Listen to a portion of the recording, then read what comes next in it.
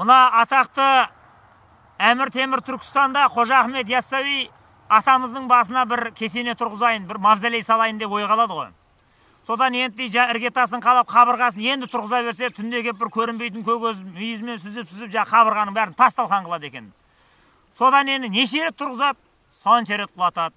Не өгіз ұстатпайды. Бұның хикметін ұқпады дейді ешкім. Бұл не болып жатыр, бұл не құдірет бұл.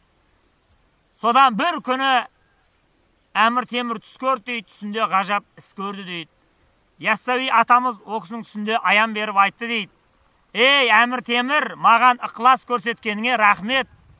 Бірақ есі дұрыс адам, бұл мейірімді мұсылман, әдеп көрген адам бірінші ұстазының басына құрмет көрсетеді.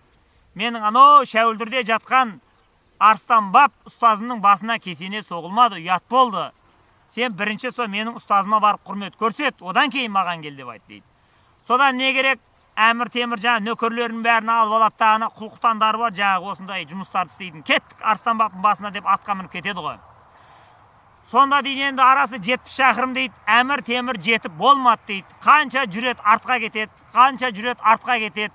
Бұл жер алыстап жатыр ма, я артқа шегініп жатыр ма, түсініксіз бір сиқыр ма, құдірет па, бір карамат енді бір тұрған. Сол кезде бір ақыл есі бір дұрыс, жақсы, бір хикметті түсінетін бір нояны нөкері бар еді, сол айтты, уа хан ием, мен білсем бұның түбі басқа бір сыр. Е, не? Мынандай ұлық ұстазға бүйтіп атпен, бүйтіп сән салтанатыңызды дүзеп барған жараспайды. Ондай жерге әдеппен бару керек, аттан түсіп бару керек, жаяу бару керек, тәкаппарлық жарамайды. Құдай Құранда айтады, яумала янфағу малун вәлә банун илля ман аталлаха би қалбин салим дейді. Бұл күні көбейткен қатын бала шағаңнан, атақ абыройыңнан, мына үстіңе жабылған шапаннан, астыңа мінген аттан пайда жоқ ертең. Құдайдың алдында кімнің жүрегі кіршіксіз жұмыртқадай аршылған таза болады, соның ғана арызы өтеді, Құдайдың алдына солар барады деген. Мынауыңыз болмайды деп айтты дейді. Сол кезде мына дүниені дүр сілкіндіріп тұрған, атағы жер жарып тұрған, мына жақта Қытайға үрей туғызып тұрған Алтын Орданы қиратып жатыр. Мына жақта Баязитті ойбайлатып торға салып, оны алып жүрмей жерде тұтқынға салып. Мына Европаңды ғой, енді ол кезде адам қатарына санамайды. Осылай осы жарты дүниесі осылай дүбірлетіп тұрған кезінде сондай Әмір Темір дейді, осы ұлық ұстазының алдында басын иді де атынан түсті дейді. Сонымен үсті басының бәрі шаң-шаң болып, мына жерде өз Шәуілдірде Арыстанның қарабасы деген жандай желі тұрады, сол желдің өтінде дейді, еріні кезеріп, осы бір жерлерге келді дейді енді жаңағы. Жаяу.